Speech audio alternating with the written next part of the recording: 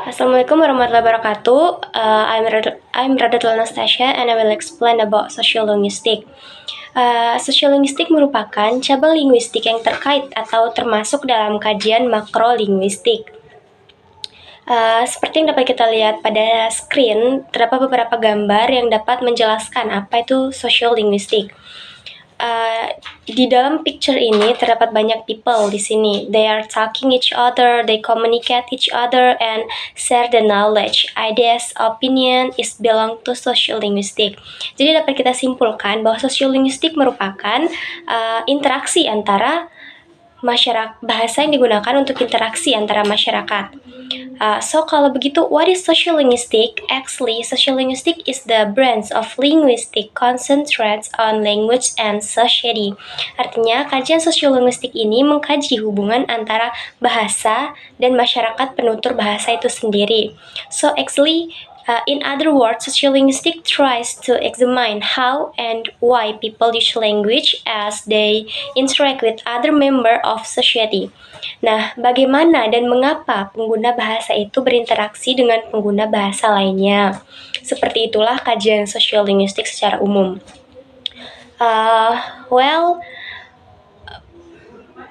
In the next screen, we can see kajian sociolinguistik selain examines language variety, sociolinguistik also concentrate on diversity language. Jadi fokus dari sociolinguistik ini bisa mengkaji variasi bahasa atau variasi in language dan juga bisa mengkaji diversity of language atau perbedaan-perbedaan bahasa in several area. Actually, there are many ways to describing the diversity of language. We can look change our geographical areas at various dialect of language.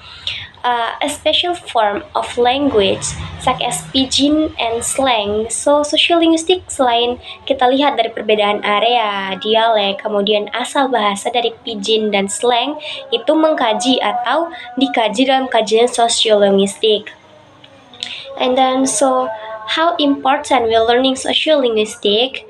It is as necessary for the students of linguistic department or linguistic department on language department to study sociolinguistics. Artinya penting untuk kita mengkaji ini sebagai student bahasa atau mahasiswa yang berada di departemen bahasa untuk melihat faktor-faktor sosial yang mempengaruhi penggunaan bahasa di dalam suatu society atau masyarakat.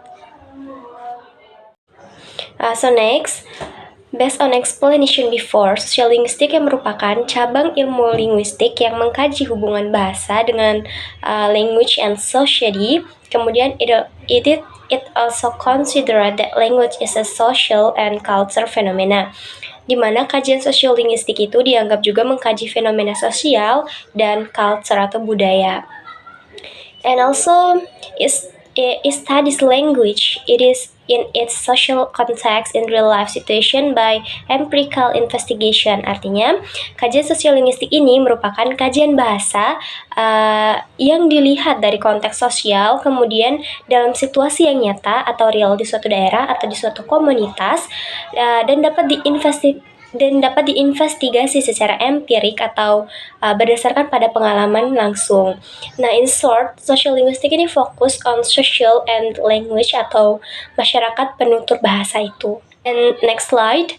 Ada pendapat ahli yang mengatakan bahwa language cannot be separated from its speaker.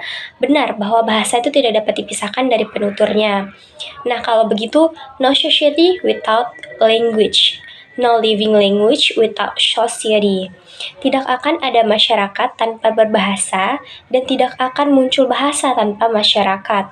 Jadi pernyataan ini sangat penting untuk kita ketahui dalam mempelajari ilmu sociolinguistik. Fokus dari kajian sociolinguistik itu bisa dilihat dari beberapa ranah. Bisa dilihat dari variasi bahasa or variative of language, and also you can see language context, language shift, language change, and even language planning. Tapi di sini kita hanya akan membahas 3 saja. The first one, variative of language atau variasi bahasa. Nah, untuk melihat variasi bahasa atau menginvestigasinya, dapat dilihat atau dibedakan berdasarkan people and register. Maksudnya di sini adalah variasi bahasa dibedakan berdasarkan penutur dan penggunanya. Penuturnya adalah manusia, and register maksudnya penggunanya itu siapa. Seperti ini supaya lebih mudah untuk dimengerti. Kalau kita register ke satu aplikasi, berarti kitalah penggunanya atau usernya. Nah, berdasarkan hal itu, menurut pendapat ahli, bahwa penutur atau orangnya dari suatu variasi bahasa dapat dilihat di mana mereka tinggal, bagaimana status sosialnya, berapa usianya, dan apa jenis kelaminnya. Itu akan mempengaruhi bahasanya atau variasi bahasa yang akan digunakan oleh orang tersebut. For example, ketika kita tinggal di daerah pegunungan atau di dekat dengan pegunungan, variasi bahasa kita tuh pasti berbeda dengan orang yang tinggal di daerah tepi pantai. Variasi bahasa antara orang yang udah tua atau old dengan anak muda pasti juga berbeda. Bagaimana dengan register yang merupakan functional varieties atau fungsinya? Register tadi adalah pengguna. So, siapa pengguna bahasa tersebut?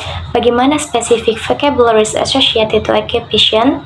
Artinya vocabulary kita tuh pasti berbeda dengan orang lain. Kalau occupation, pekerjaan kita tuh di bidang yang berbeda. Misalnya kita seorang dokter, pasti vocabulary atau kosakata kita tuh berhubungan dengan pekerjaan kita. Berarti siapa penggunanya, apa pekerjaannya, apa topik yang dibicarakan, tentu memiliki variasi bahasa yang berbeda-beda. So now, let's see language variation example. Ada beberapa variasi bahasa, di mana variasi bahasa itu bisa dilihat dari fonologinya, morfologinya, bahkan sampai tataran sentence dari kajian makrolinguistik. Nah, sekarang kita lihat contoh variasi bahasa yang dilihat dari aspek leksikologinya atau dari katanya saja. Misalnya di Amerika sana, ketika kita lihat picture number 1, ini ada yang mengatakan dengan soda, ada yang mengatakan dengan soft drink, and also pulp. Dan pada gambar kedua, bahasa Indonesianya adalah sepatu. But in some areas, in some lexicon, sebagai contoh ini dibaca dengan ada yang menyebutnya dengan kasut, tergantung area mana dia tinggal. Begitu juga dengan gambar di sampingnya. Ada yang menyebutnya dengan lift, bahkan ini sudah universal, dan ada yang menyebutnya dengan elevator, DAS. So, variasi bahasa tadi sudah kita jelaskan, dipengaruhi oleh salah satunya adalah geographical areas, dan bahkan dipengaruhi juga oleh education, atau dipengaruhi oleh status sosial lainnya. Alright, now kita masuk pada language context. Language context ini merupakan ketika speaker of different language interact under language and influence each other.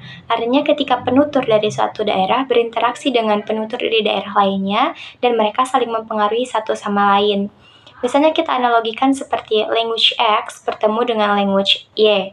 Orang X bertemu dengan orang Y, berbeda daerah, tetapi dengan bahasa mereka yang berbeda. Language context ini nanti bisa memunculkan lingua franca, pidgin, and creoles. Nah, apa itu lingua franca? Kita analogikan misalnya language Z itu used for communicate. Ada beberapa orang yang berasal dari daerah atau negara yang berbeda, ketika bertemu mereka menggunakan satu bahasa yang dapat dipahami oleh satu sama lain, sehingga mereka saling mengerti apa yang mereka maksud dan apa yang mereka bicarakan. Kalau di internasional, lingua francanya adalah bahasa Inggris. Karena kan bahasa Inggris merupakan bahasa internasional. Ketika kita berbahasa Inggris dengan orang China, Korea, Filipina, mereka akan tahu kalau kita menggunakan bahasa Inggris dan memahami apa yang kita sampaikan. That's why language Z for communicate. Ini hanya sebagai analogi saja. Ada juga yang menyebut lingua franca itu dengan istilah bridge language, thread language, and vehicular language yang merupakan bahasa pemersatu. Misalnya di Indonesia memiliki banyak daerah dengan bahasa yang berbeda-beda, sehingga mereka membutuhkan satu bahasa pemersatu yang dapat mereka pahami satu sama lain untuk berkomunikasi. Maka muncullah bahasa Indonesia sebagai lingua franca. So, what about Pidgin? Pidgin ini merupakan bahasa X dan bahasa Y tadi dicampur-campur. Artinya, Pidgin ini adalah suatu bahasa yang tidak memiliki penuturnya atau tidak memiliki natifnya. Like language with has no native speaker, kemudian mereka ini bertemu. X dan Y ini bertemu dan they speak up, they mix the language, tapi they don't care about grammar, vocabulary. Jadi mereka menciptakan bahasa dengan bisa memunculkan bahasa yang baru. Nah, kalau begitu, Pidgin akan muncul ketika satu orang yang berasal dari daerah bertemu dengan orang yang berasal dari daerah lainnya. Kemudian mereka berbicara, tetapi mereka tidak peduli kepada vocabulary and grammar. Biasanya mereka ini hanya memiliki small vocabularies and simple grammar saja.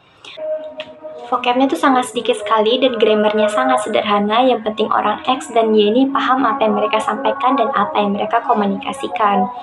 Kemudian dengan adanya Pidgin ini, maka bisa memunculkan crawls. Crawls ini adalah language X dan Y are used successfully. Artinya, language X dan Y ini digunakan secara bersamaan. Misalnya begini, kalau tadi Pidgins itu tidak memiliki native speaker, maka crawl punya native-nya. Native speaker exist. Native speakers exist ini munculnya dari Pidgins tadi. So, Pidgins becomes native or first language of new generation of speakers at the crawl. Ketika Pidgin ini menjadi native atau first language, maka itulah yang disebut dengan crawls. Jadi native speaker dari crawls ini adalah bahasa Pidgin itu sendiri. Nah, disebut have parents who use Pidgins, di mana orang tua yang sudah memiliki atau menggunakan bahasa Pidgin, so they mix language associated with culture and often racial mixture. Misalnya, orang tua memiliki anak, tetapi orang tuanya ini terlebih dahulu sudah menggunakan bahasa Pidgin, maka bahasa pertama untuk anak ini merupakan bahasa Pidgin. Jadi secara sederhana, lingua franca ini merupakan bahasa pemersatu yang digunakan oleh orang yang berbeda bahasa yang dapat dipahami oleh setiap orang. Contohnya seperti tadi, yaitu bahasa Inggris, bahasa internasional, dan juga bahasa Indonesia. Kemudian Pidgin. Pidgin ini tidak memiliki native speaker, dia hanya menggabungkan bahasa dari orang X dan orang Y yang kemudian dapat menciptakan bahasa baru. And then crawls. Crawls ini memiliki native speaker, yaitu bahasa Pidgin, yang digunakan oleh new generation atau first language for children yang orang tuanya itu menggunakan bahasa Pidgin. Now we come to language shift menurut pendapat Osler Nicholas tahun 2019. Language shift, pergeseran bahasa, social phenomena, and pergantian bahasa.